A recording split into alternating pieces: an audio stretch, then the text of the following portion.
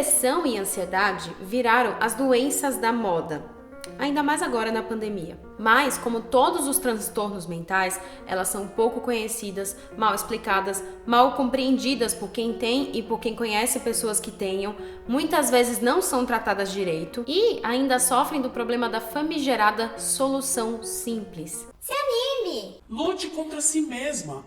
Ah, mas é só levantar da cama. Ninguém merece. Olá pessoal, tudo bom? Eu sou Janaína Vanzo e essa é Minha Vida aos 30, série em que eu compartilho experiências da minha vida que acredito refletirem as questões de muita gente por aí. Como sempre, quem não assistiu ainda os outros episódios da série pode conferir na playlist que vai estar aqui na descrição.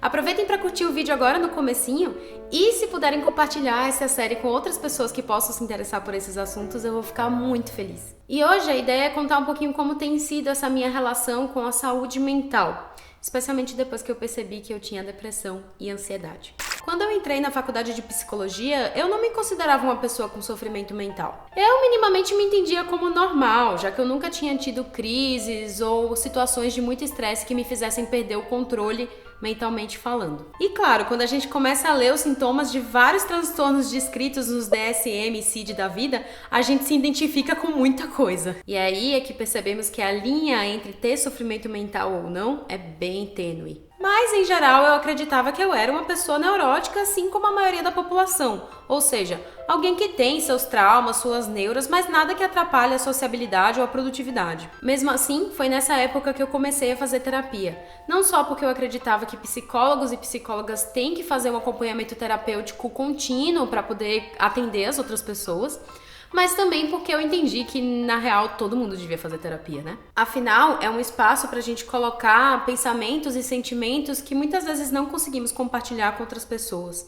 Ou então rever determinadas situações da nossa vida ou comportamentos nossos que podem estar nos machucando sem que a gente perceba. Enfim, a gente vive numa sociedade com relações muito complexas e onde os sentimentos não são ditos, vistos, ouvidos. Então é muito importante que a gente tenha esse espaço da terapia para dar conta disso. Eu fiz terapia durante toda a minha graduação em psicologia e eu sei que me ajudou muito a entender várias coisas que aconteceram na minha vida e a me entender também. Eu fui me tornando menos tímida, mais capaz de me colocar, de reconhecer os meus próprios desejos, de ir atrás dos meus objetivos e também fui aos pouquinhos aumentando a minha autoestima. Mas, por enquanto, tudo isso ali na área do normal. E foi nessas que eu percebi que ser psicóloga não era muito minha praia e que o que eu queria mesmo era cantar. As coisas começaram a mudar no fim de 2015, que foi o primeiro ano que eu passei estudando canto lírico aqui na USP. Eu tinha programado uma viagem de fim de ano e, no dia da viagem, eu já estava com as malas prontas, os presentes comprados, deixei a casa arrumada e ainda consegui o feito maravilhoso de comer toda a comida que eu tinha lá.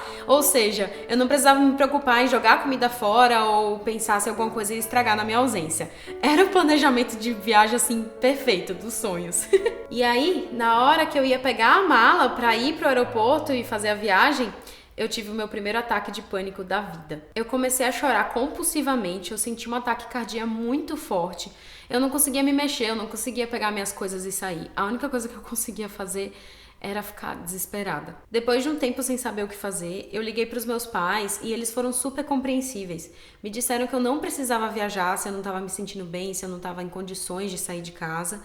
E disseram que eu podia pegar um reembolso da passagem e tal. E realmente, eu só fui me acalmar um pouco depois que eu confirmei que eu não ia viajar mais. Foi uma experiência muito surreal. Eu nunca tinha passado por isso antes. Eu nunca tinha sentido tanto desespero na minha vida. E até hoje eu não consigo entender direito o que aconteceu. Mas, a partir daí, as coisas só foram piorando. Meu ano de 2016 foi marcado pela minha primeira grande crise de depressão. Ela começou pequena, como uma falta de vontade de estudar, de sair, de ver os amigos, de ver pessoas em geral. Até aí, eu ainda achava que tudo isso se explicava por questões externas.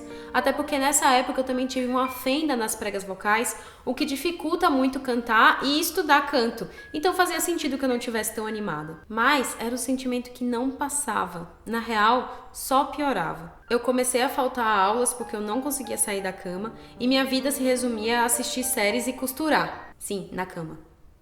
E olha que eu não sei costurar muito bem, não. Eu tenho certeza que eu só não reprovei em várias matérias porque calhou de ser bem na época de uma greve de fim de semestre e aí os professores até davam as aulas, mas eles não cobravam presença. Se não fosse por isso, provavelmente eu teria atrasado bem mais a minha formatura. Enfim, uma hora eu percebi que aquilo não estava funcionando e que eu precisava de ajuda para sair daquela fossa. Por sorte, tinha um posto de saúde perto da minha casa que tinha uma ala psiquiátrica, então eu consegui fazer terapia no SUS durante 6 meses, o que me ajudou muito. Além disso, aproveitando que eu tinha um dinheirinho guardado, eu parei de trabalhar, diminuí a quantidade de matérias que eu estava fazendo, diminuí as atividades todas e fazia só o mínimo possível para eu poder dar conta da minha saúde mental. Foi nessa época que eu também comecei a fazer yoga e meditar. 2 coisas que eu sinto que me ajudam muito até hoje. Depois desse tempo de reclusão e cuidado, no início de 2017 eu consegui voltar a trabalhar e fazer as atividades da faculdade e voltar ao ritmo de produtividade que eu tinha antes,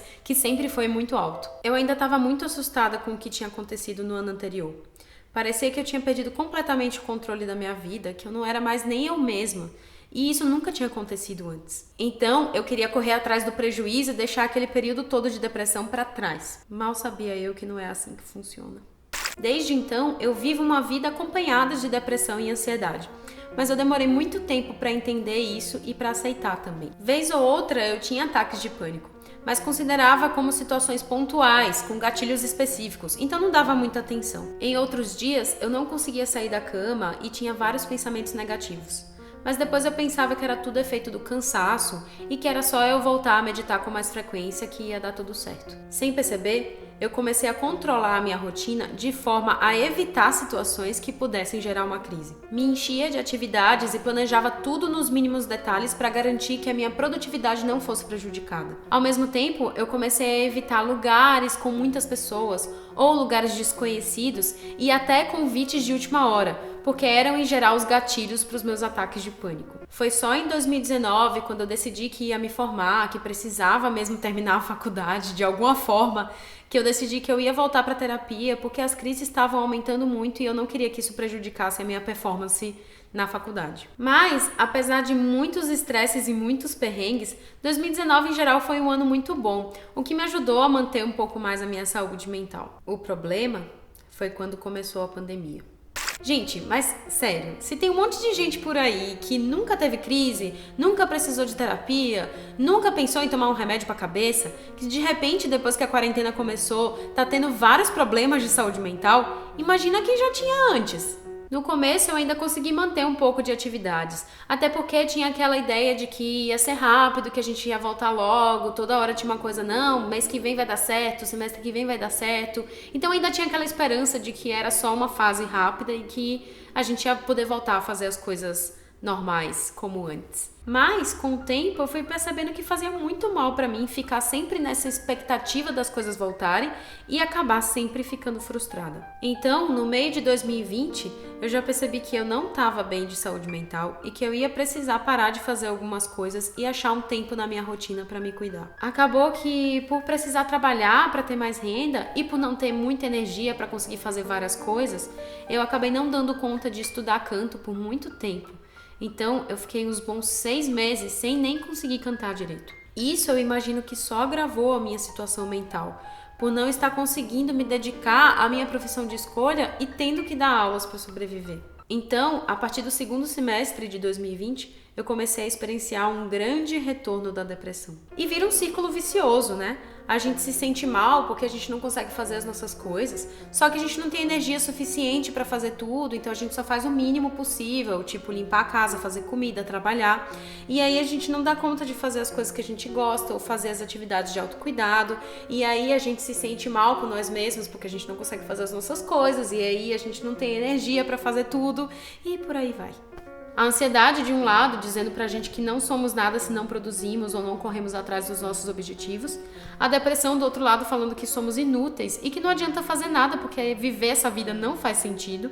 E, no meio de tudo isso, uma pessoa presa em casa, sem o suporte externo para se manter ou se cuidar e ainda morrendo de medo de pegar o tal Covid.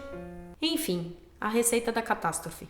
No início de 2021, eu me dei umas férias das aulas que eu estava dando, justamente para ter um tempo de me recompor do tiro que foi 2020. E foi aí que eu percebi o quanto dar aulas era um gatilho muito grande para o meu sofrimento mental. Eu não tinha problemas em dar aulas em si, até porque eu sempre tive sorte de ter alunos e alunas muito legais, e dar aula de italiano até que é divertido. Mas ser professora nunca foi meu objetivo, e perceber que dar aulas tinha virado a minha principal fonte de renda me dava um desespero muito grande. Então, lembrando da minha crise de 2016, percebi que o melhor a fazer para me cuidar era diminuir a quantidade de alunos ao mínimo possível para que eu pudesse ter tempo de me dedicar a outras atividades que tivessem mais dentro dos meus desejos. Desde então, tenho conseguido ser um pouco mais produtiva e ir atrás de projetos que me interessem mais, além de ter conseguido voltar a cantar. Essa série, por exemplo, surgiu disso, da tentativa de fazer algo que me desse mais motivação para viver.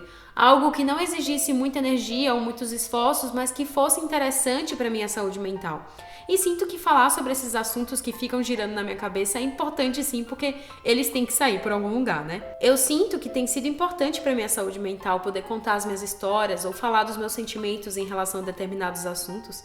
Então, se eu ignorar o desejo virtual de ter várias visualizações, dá pra perceber que é uma coisa que tem me ajudado muito. Por outro lado, eu tô tendo que viver uma vida bem regrada. Não só porque eu tô ganhando menos dinheiro, já que eu não tô dando tantas aulas assim, mas também porque eu não posso ter muitas coisas acontecendo na minha vida, senão isso potencializa outras crises, né? Sério, quando você sente a sensação de uma crise, você faz de tudo pra não voltar a ter outra. Porque são momentos muito ruins, em que a gente tem certeza de que tá tudo errado na vida, mas que a gente não vai conseguir fazer nada, não adianta a gente fazer nada para mudar tudo isso. Então a gente não tem muito objetivo de vida e chega um ponto que a gente não consegue nem se reconhecer mais. Então é preciso planejar melhor a rotina, mas sabendo que não dá para fazer muitas coisas no mesmo dia porque não tem energia para fazer tanta coisa, sabendo que sempre tem uma possibilidade de ter uma crise, de ter alguma coisa que mude o nosso planejamento. Então a gente tem que estar flexível, tem que estar adaptável a essas coisas e sempre achar momentos de descanso e de autocuidado na nossa rotina. Tudo isso já ajuda um pouco a mente a não ir para lugares muito obscuros. E também, claro, por favor, procurando ajuda profissional. É muito importante fazer terapia ou buscar atividades alternativas que tenham efeito terapêutico. A depender da gravidade do caso, procurar também médicos ou psiquiatras que possam passar remédios para ajudar na questão química do processo. Inclusive, recomendo que vocês procurem profissionais que sejam indicados de outras pessoas, que vocês saibam que são pessoas confiáveis, que vão te tratar direito, que vão ouvir sua questão, não vão julgar, que vão te dar os remédios certos, que vão tentar te dar um tratamento legal, porque existe muita gente por aí que ainda não sabe lidar com a saúde mental, né? Infelizmente. Então, não deixem de se cuidar ou de procurar ajuda. Não dá para ficarmos fingindo que estamos bem ou que essas questões não nos afetam, porque esses problemas só acumulam e pioram com o tempo. Mas, se você não se identifica como uma pessoa psicoatípica, você com certeza conhece alguém que é. Talvez você não saiba ou não consiga perceber, mas certamente no seu círculo social tem muita gente que está sofrendo calada. Em geral, as pessoas têm muita dificuldade de reconhecer o sofrimento mental, o próprio e o das outras pessoas. Até porque, como eu expliquei no vídeo anterior, a loucura é uma coisa que é excluída da sociedade. Então a gente realmente não fala sobre e realmente finge que não existe. Só que isso faz com que a psicofobia seja uma constante na nossa vida e ela está escondida até nos pequenos detalhes. Dizer para uma pessoa com depressão que ela tem que se animar é mais violento do que inspirador, porque a gente não consegue se animar por vontade própria, entendem? Ou então achar que é fase, frescura, drama, enfim, não dá atenção necessária a esses assuntos, acaba diminuindo e infantilizando a pessoa com sofrimento mental, que não tem espaço então para colocar suas questões sem ser julgada. Isso não só entre o grupo de familiares e amigos, mas também na escola, na faculdade, no trabalho, em todo lugar. Muitas instituições não têm adaptações nos seus regimentos internos para que pessoas psicoatípicas possam realizar seus objetivos, mesmo que com um tempo ou de uma forma que não seja o esperado. Nas universidades, por exemplo, dá até para trancar o semestre ou atrasar a formatura por conta de questões de saúde mental. Mas dificilmente as matérias têm alternativas para as pessoas que não conseguem ir para as aulas ou não conseguem fazer os trabalhos de acordo com o que o professor espera. E, na real, o ensino superior é um espaço de grande adoecimento mental. A gente devia ter acesso gratuito à terapia para poder lidar com esses anos de formação, mas nem isso a gente tem. Então, tudo isso que a gente passa fica por debaixo dos panos. Ninguém admite que tem problemas, cada um fica tentando dar conta conta de si mesmo sozinho e a gente se droga de várias formas para conseguir ser minimamente produtivo. E nessas drogas eu incluo café e açúcar, por exemplo. Enfim, não discutimos esse assunto em sociedade e vivemos uma vida enlouquecedora fingindo que tá tudo bem porque é o normal. Então, se você realmente não se identifica com nenhuma dessas questões de saúde mental, mas quer ajudar de alguma forma, eu garanto para você que é bem mais simples do que você imagina. Ouça a pessoa com cuidado, tente entender a situação dela sem julgar e não tente dar soluções simples para as questões que ela apresenta. Se você é uma chefe ou uma autoridade, veja se é possível exigir menos dessa pessoa, ir adaptando o trabalho ou o estudo àquilo que ela consegue fazer, ir analisando junto com ela o que funciona, o que não funciona, mas sem pressão também. Esteja disponível e deixe que a pessoa receba ajuda nos termos dela e não nos seus. Ela, melhor do que ninguém, vai poder explicar o que se passa com ela e do que ela precisa, mesmo que essas ideias demorem um pouco para se formar na nossa cabeça. E não subestime o que a pessoa está passando só porque você nunca passou por isso ou porque você acha que é um exagero. Lembrem-se que as pessoas com sofrimento mental muitas vezes não têm controle dos próprios sentimentos ou do que elas conseguem ou não fazer. E forçar isso só vai piorar a situação. Bom, hoje o vídeo foi um pouco mais pessoal, mas é porque eu realmente acho que a gente precisa falar mais sobre as nossas experiências individuais com saúde mental. Senão, a gente nunca vai sair dessa ideia de que a loucura é algo que precisa ser escondido e resolvido. A gente precisa resolver sim, mas não o louco, não o transtorno, e sim a forma como a nossa sociedade contribui para essa situação. Nós precisamos mudar isso juntos, para que pessoas com sofrimento mental possam ter acesso ao tratamento adequado, possam ter acesso a uma vida agradável e cheia de coisas boas e de realizações. Elas possam viver e conviver em sociedade sem serem taxadas como loucas, sem terem que viver sob o espectro eterno de ter um problema de saúde mental. E para garantir que todo mundo tenha acesso a um cuidado com saúde mental, que é importante, independente de você ter um transtorno ou não. Então falem, gente. Contem tudo, botem a boca no trombone mesmo. A gente precisa falar dessas coisas para que todo mundo saiba o que se passa na cabeça das pessoas, as questões mentais que a gente está tendo e para que a gente possa mudar isso e ter um mundo melhor para todo mundo. Então comentem aqui embaixo como anda a saúde mental de vocês, se vocês fazem algum tipo de tratamento e se vocês falam sobre isso por aí. Vamos abrir espaços de debate sobre isso nos nossos ciclos sociais para que em breve pessoas psicoatípicas não tenham mais que se sentir como excluídas da sociedade. Enquanto isso, eu vou falando e tentando manter a esperança. Se cuidem muito, gente, o máximo que conseguirem. Vejo vocês no próximo vídeo. Até mais!